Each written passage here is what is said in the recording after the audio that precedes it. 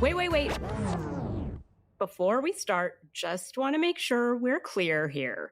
While this podcast talks about sobriety, mental health, and addiction, it is not meant to replace professional medical advice. All clear? All right, let's go then. Welcome to Sisters in Sobriety from Everbloom, the support community that helps women change their relationship with alcohol. I'm Kathleen. And I'm Sonia. And we're ex-sisters-in-law brought together in marriage and bonded through our sobriety journey. Join us as we talk sobriety, addiction, and everything in between. You're in for quite a ride.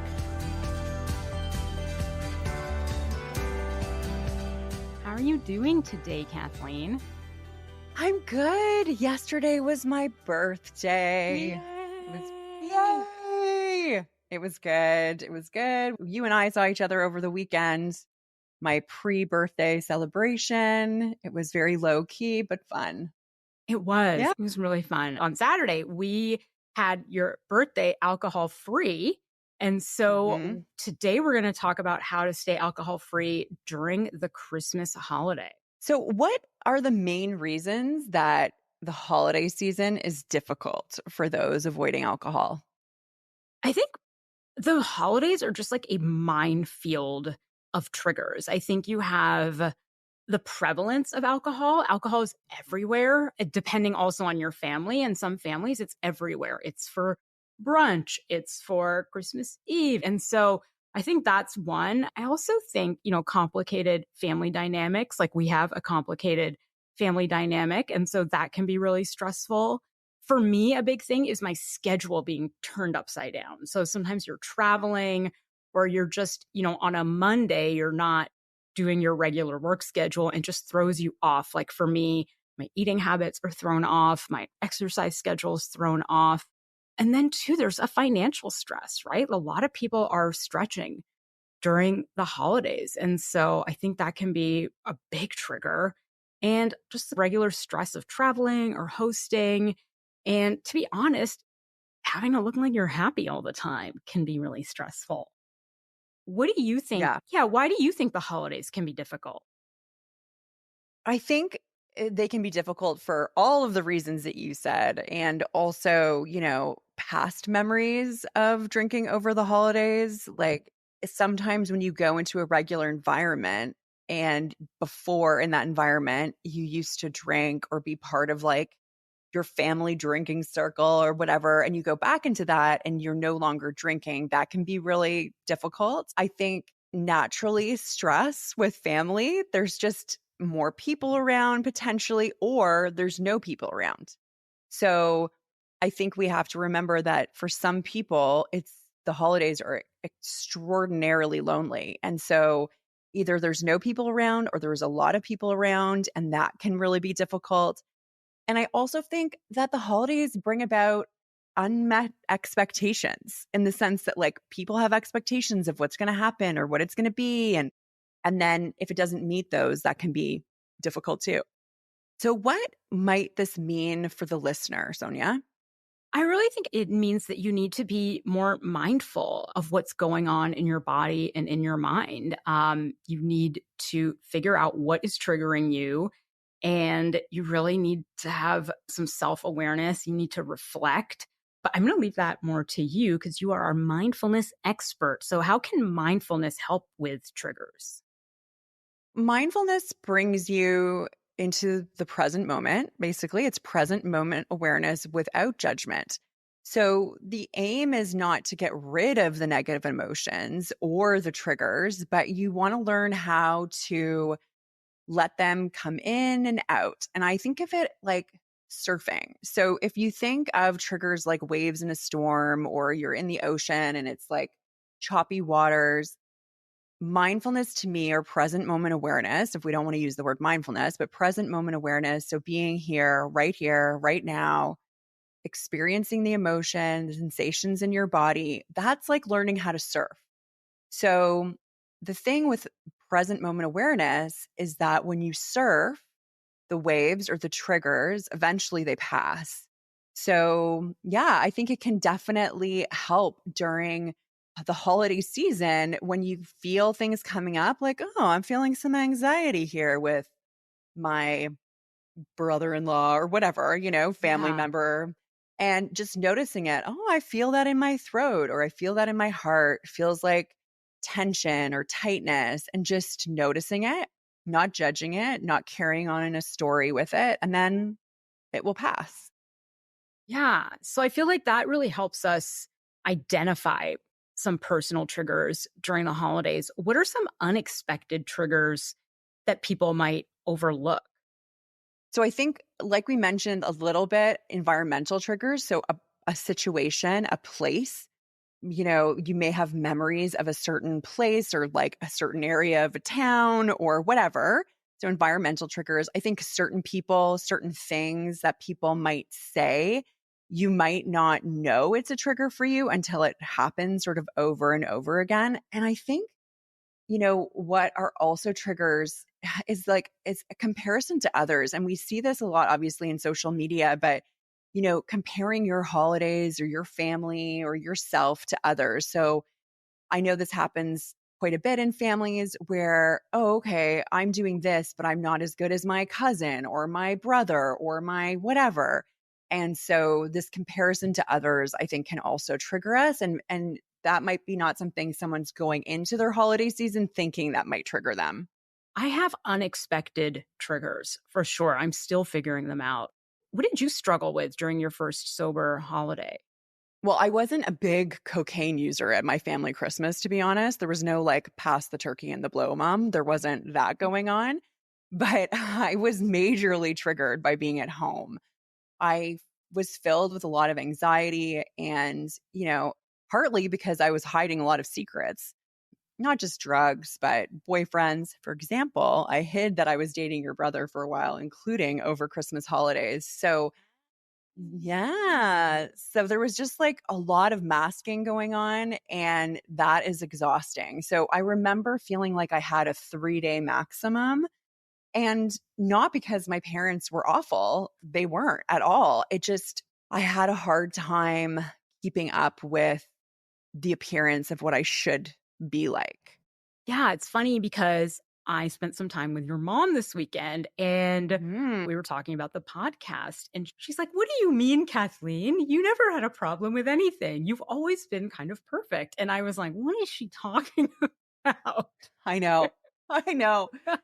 I know. So it's a really interesting you say that because it's not that I've hidden this podcast from my mom or anything really. Like she maybe didn't know it, but she's seen me like high on drugs a lot of times, but maybe didn't realize, I'm assuming. She did not. She did not realize from that conversation Saturday night, she had no idea what we were talking about. I know. I know. And so it's funny because we had this conversation where I just, first of all, my mom's a really private person. And I said to her, "You're welcome to listen to it. I just think that you will feel uncomfortable with the fact that I'm getting it out there." And it's interesting because we talked about why we're doing the podcast too. Like, how is it in service? So this goes back to the family holidays. Like, in a sense, my birthday was kind of like a holiday, and we had people over, and there are differing opinions on things, and you have to really look at where someone else is coming from. And so I think once upon a time that really would have triggered me. That discussion with my mom would have Really? really, really, oh yeah, that would have triggered me because it would have been like, how do you not know who I am? How do you still not know who I am? Like that would have been the trigger. But it wasn't because I just was like, my mom sees the very best in me. And how great is that? That She she really sees does. the very best in me. And so, yeah, she's welcome to listen. I'm not hiding it from her, but she gets to choose. Let's get to you though, Sonia. What did it mean for you to be sober through the holidays, especially at the beginning of your sobriety? And how tough was it? Yeah, for me, I think especially at the beginning, it was just guarding myself a little bit from triggers and then also figuring out what my triggers were. And so, for example, I avoided a lot at the beginning. My family is a big trigger for me. So I would my family's in Toronto, and I would sort of stay in the US for Christmas and then slowly start to figure out like what calmed me down, what was bothering me. And for me, just figuring out like what do I need? And so a big thing for me, turns out, I need a lot of time alone. And so I need to sort of regroup and recharge. And so that's one of the things I learned during the first couple of years. Yeah, that's a good example is like taking that recharge time because I think a lot of, my daughter calls it refilling her social battery. She does. She does. She'll come home like from an event, a birthday party, and be like, Mama, I need to recharge my social battery. And I think we do it too as adults. So Sonia, I know because I know you've had some pretty epic Christmas fails when you were still drinking, right? Oh, I sure did. And even after the damage I had caused over certain holidays with my drinking, I still continued right on drinking.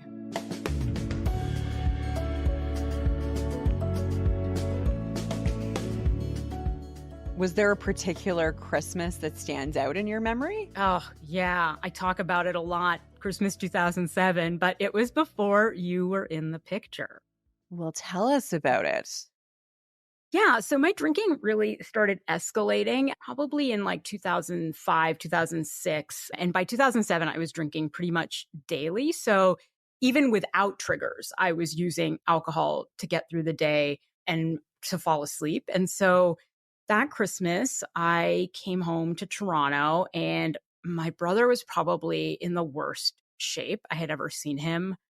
From the outside, everything looked good. He had a new house, he had two toddlers, a wife, but his drinking was out of control. And I remember the year before, he had done a few things like, I'm only going to drink beer.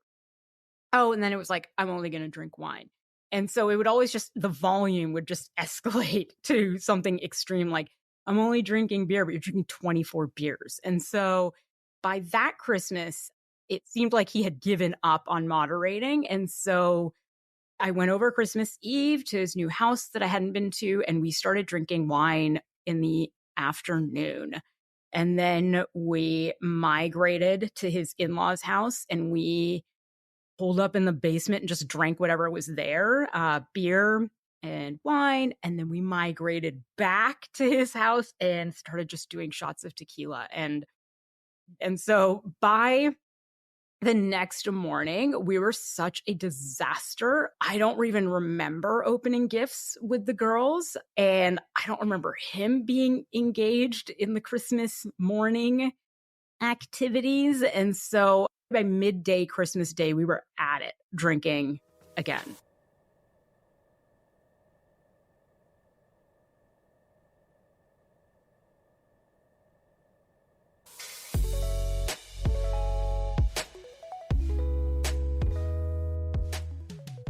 Oh, geez, yeah, that's a lot. And what do you think triggered this for you?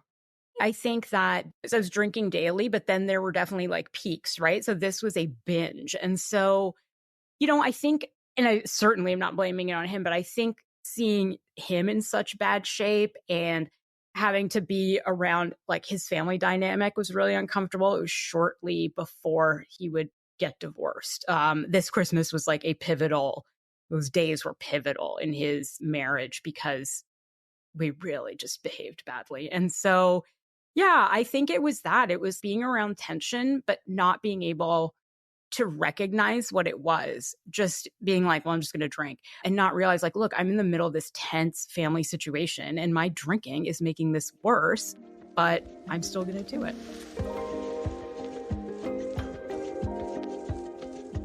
Let's say that you were trying to get sober, or let's say you weren't at the time for this story, but like, let's say you were in early sobriety. What kind of coping mechanisms could you have used to not kind of fall into this binge? Yeah, if I was in early sobriety, let's say like that Christmas, I think a big thing would have been planning.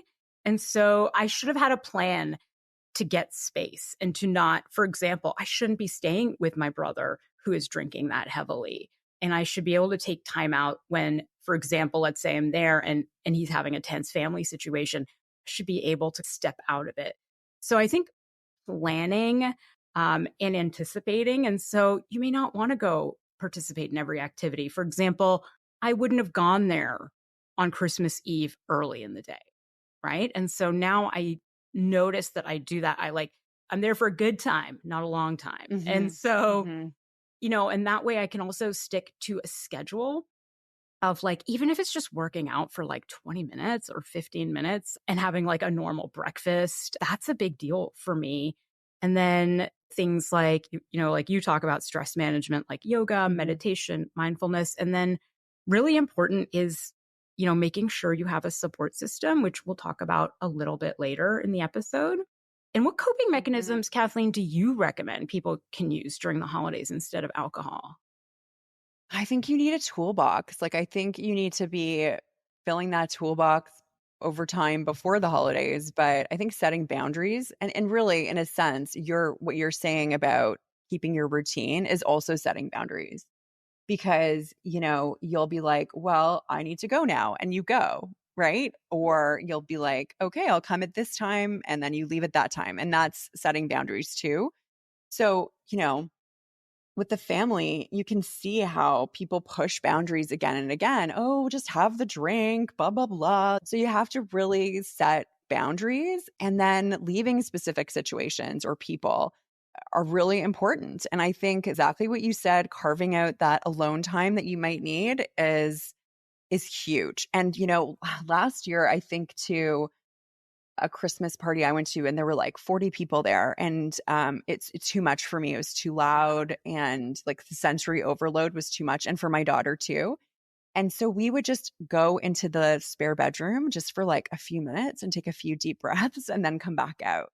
So I think any That age, this is not just for people who are sober, but for any age, we need to just regulate our nervous systems when we're in all this. Yeah, for me, now that you say it, I realize like I always bring my dogs like to your house for Christmas. And sometimes just taking them for like a 5-minute walk will be like a bit of a reset.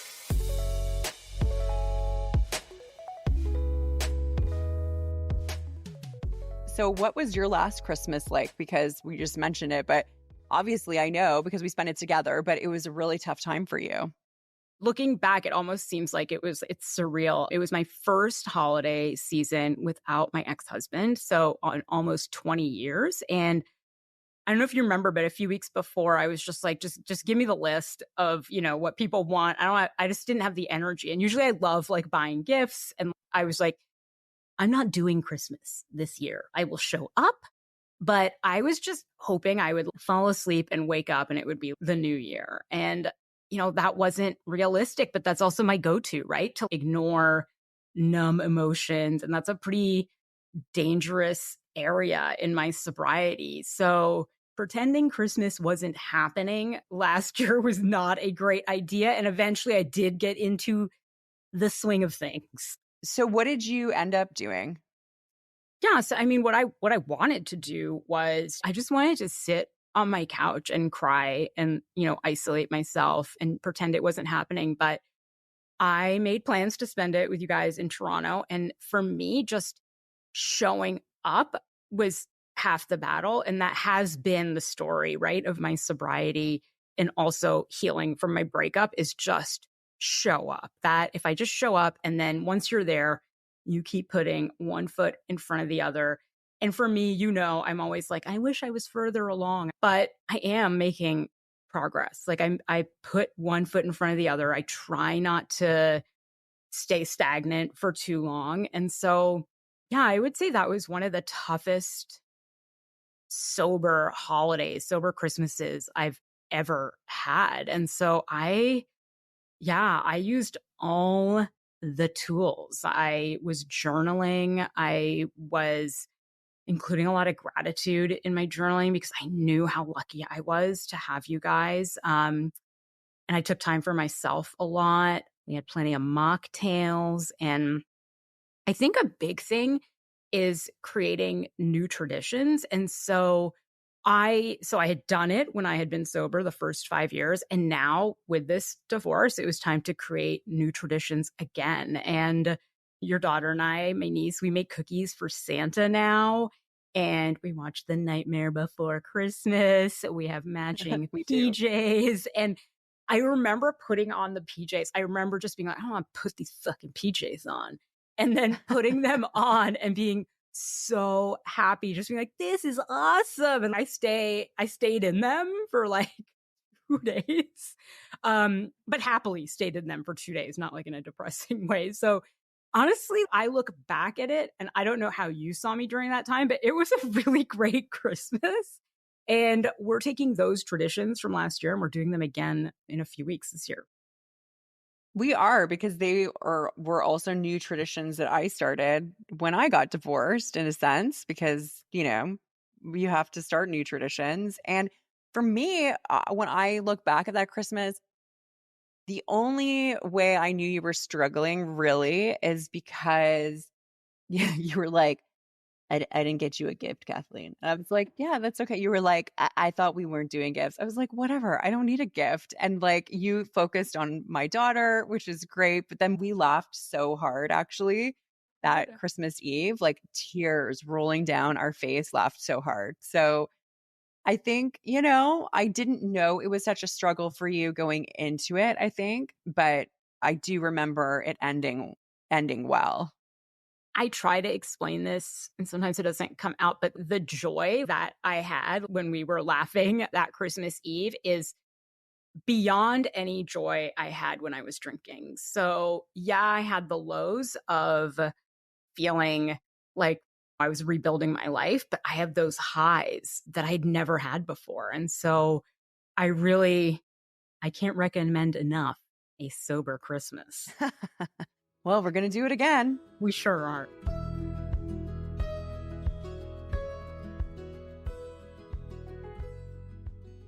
Holidays are tough. You know what? We talked about some people are alone and they're tough in terms of support. And even though you may be surrounded by people, you may not feel supported. So, what can people do to get that support?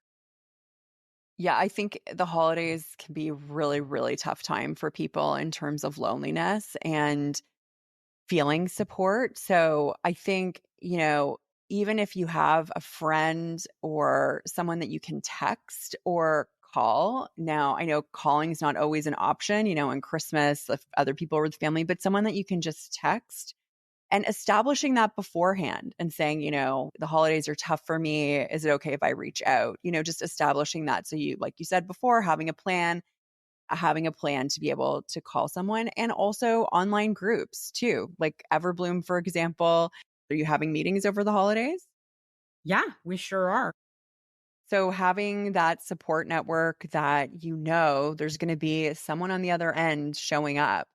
Listening to podcasts. I'm not trying to plug ours, but I'm just saying I think that can be helpful. Just having a quick break of getting information or listening to something or listening to music. And I know there's some people that go to in-person meetings, and depending on where you are, there might be some for you there. So I think there's a lot of ways that you can get support. Yeah, I agree. How do you find support during the holidays, Sonia? Yeah, I think for me, it's really about being honest with the people around you and not everyone. Like, for example, I would not be honest with my parents that I'm struggling staying sober this Christmas. That is not something you want to say to my parents. But whoever you do feel safe with, you can be honest with. And that's huge because you sometimes don't even realize that not everyone wants to drink during the holidays. Some people want to wake up on Christmas Day and feel refreshed and awake. And so people can really help you create that healthy environment. And some people are really just drinking because it's either expected or it's a habit. And so I think that just being honest, being authentic, letting people know you're struggling, and you'd be surprised. I mean, for example, we had our mocktail Bellini recommendations. Sometimes people will be more than happy to provide you alcohol free alternatives, or you can bring your own alcohol free alternatives and share them with people.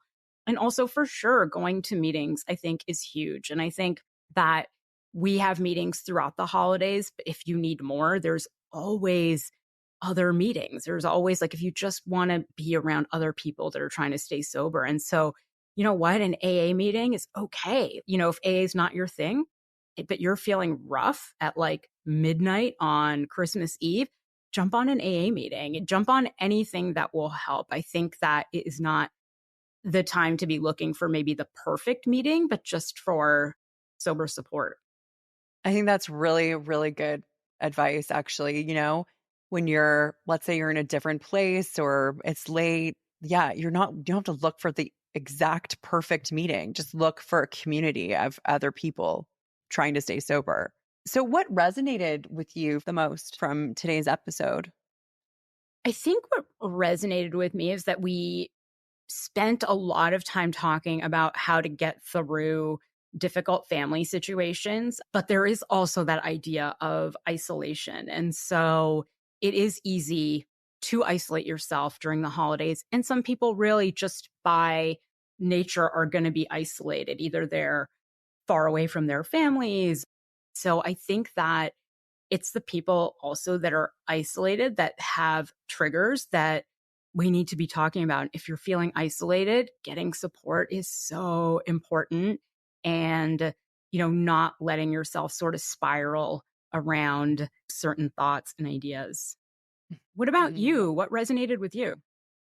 I think what resonated with me is the planning aspect that you talked about, like to have a plan. And so not to just go in it and just be like, well, I'm just going to fly by the seat of my pants and hopefully I stay sober.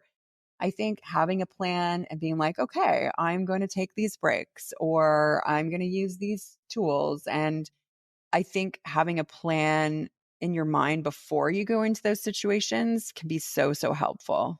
Yeah, I agree. I love a good plan.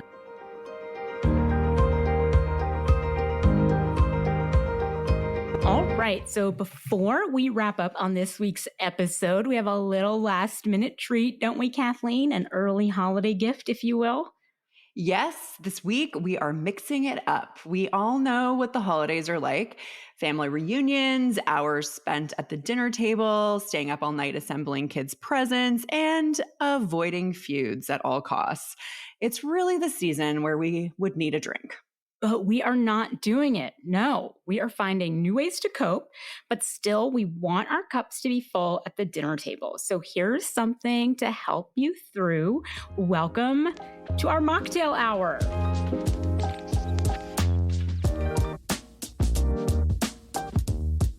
This is where we explore the world of non-alcoholic beverages. And today we're diving into two unique options for our listeners who love the complexity of a cocktail without the alcohol. It's the tale of two Bellinis. So if you're looking for a Christmas morning beverage to go along with your pancakes, cinnamon rolls, and other brunch favorites, this is it. We just want to point out that this is not sponsored. These are our real opinions. I have tried these before, and Kathleen is trying them for the first time. So you are getting her initial honest reaction. All right, Kathleen. So we are starting with the Cipriani White Peach Bellini, which I love because it has the Cipriani logo in the front on the little 6-ounce bottle. So I have had this before, so I'm going to ask you a few questions as you taste this for the very first time live. Okay. So first of all, my first thing is I had to get a bottle opener. And what sober person still has a bottle opener? Do you? It's on my Maybe. It's on my can opener. Okay, I found one deep in my cupboard. Oh my gosh. Okay, I'm not used to this. All right, here we go. Okay. I like the little cute bottle. And I have to tell you, I love a Bellini. So I smell the peach right away. So do you want to describe the first flavors that hit your palate when you were tasting it? So definitely I taste peach here. And yeah, it's a little bit of, it doesn't taste like fake fuzzy peach flavor, but it tastes peachy. And then I taste grapefruit, like pink grapefruit juice almost. Okay. Yeah, I agree. Mm. The peach flavor is pretty authentic. And I think a big pitfall for a lot of mocktails is overly sweet. And this is not overly sweet. This is not overly sweet. No, But you you know what think, you could do with this? You could slush this up in a blender with some crushed ice and like, oh my oh, gosh, that would be so good. we should do that at Christmas. Mhm. Okay. So, how would you describe the flavor profile? Like, is it well Oh balanced? my gosh, are we really like the flavor profile? Yes. I'm just asking you if it's um, well balanced. it's it's sure. It's well balanced. It's like Okay. fruity, a little bit tangy, not too Okay. sweet, heavy on the peach, light. I feel like I really do taste grapefruit juice. Okay.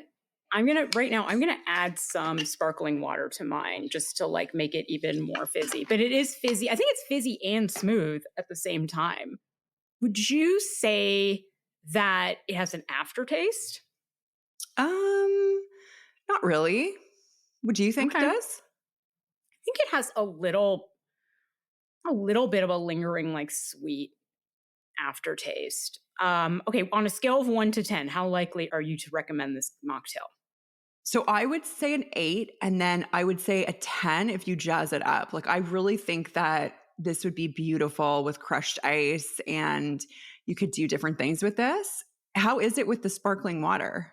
It's really good. It's lighter, which is sort of my preference for mocktails. Any emotional, I feel like this is making me a little like, it's making me remember, yeah, I used to drink peach Bellinis. This is so Mhm. much better. Agree? Well, is it so much better? Yeah, I would say it's equal. Like in terms of I used to love peach bellinis too and it tastes like a Bellini. It just doesn't have the alcohol. We're gonna have to have this Christmas morning for sure. Yeah, we should. All right. So next we have the Mingle Mocktails Blackberry Hibiscus Bellini. So this one I came across. Mingle has a lot of mocktails, and I've tried most of them. I've tried like the Moscow Mule. They have a blood orange elderflower mimosa, but I like that this is a Bellini and that we can test it out. I am personally very excited about this because I love blackberries. They're my favorite berry. And then I have really amazing memories of hibiscus because I spent a lot of time in Egypt and I drank hibiscus tea all the time. So I am very excited. Okay. Okay, smell. I smell the blackberry. Okay, I don't smell hibiscus, but I see it in the red. It's kind of a red tinge. okay. First flavors Ooh. hitting your palate. Oh, I like this one. It's definitely not sweet at all. No, it's not. It's not. I like it. It's, I definitely taste the blackberry. Mm, maybe not so much the hibiscus as strong. This one has 5% juice, just so we know. So it is probably heavy on the blackberry. I like the color of it. I think it's very festive. What do you think of the texture? It's very light fizzy. Like I think it's barely fizzy. It's a hint of fizz. How do you feel like the balances of the flavors? Now that I've had a number of sips, I would say I taste the hibiscus more now. It was definitely heavy on the blackberry at first, but it is light. And I would say that, yeah, that's a juicy light berry. It is not that strong. Yeah. I would drink this. I would drink this in the summer. As compared to the peach Bellini, I feel like my niece, like your daughter, would drink this. Yeah, you're right. My daughter would drink this. It's kind of more like it's not a complex flavor. I'd give it a 6. Yeah, I would drink it in the summer. I don't know if I'd drink it for Christmas morning or something. Like I wouldn't be like, here, let me take out the Bellini and serve this. Like this is more like, oh, this would be nice to have in the fridge for a refreshing drink. Okay, so I don't know. It's not evoking any particular emotions for me. I don't think wasn't really a blackberry alcohol beverage drinker. So I wasn't. If I had known about it, I may have been, but I would say it's like more like just a refreshing drink. I wouldn't say it's like, I wouldn't call it a mocktail, you know? all right. So if we compare and contrast the Cipriani white peach Bellini and the blackberry hibiscus Bellini, what would you say? So I would serve the Cipriani Bellinis like a Bellini. Like I would serve it as a mocktail. Like we mentioned, I would serve it, with brunch. I would serve it in the summer. I would serve it like with crushed ice. I would serve it in place of a cocktail for sure. The other one is more just like a refreshing drink. It's good. Like it's not bad by any means, but I just don't think I would be like, what appetizer will we have with this? And the Bellini from Cipriani just really tastes like a Bellini. Yeah, I would maybe have this with a dessert because it's not overly sweet. It might complement a dessert, but I agree with you. Sounds like we have a winner today. The Virgin Bellini from Cipriani. Woohoo! Go out and pick this up wherever you get your mocktails and enjoy over the holidays. Thank you for listening, and we'll see you next week where we will talk about New Year's Eve and how to stay sober on that big drinking holiday.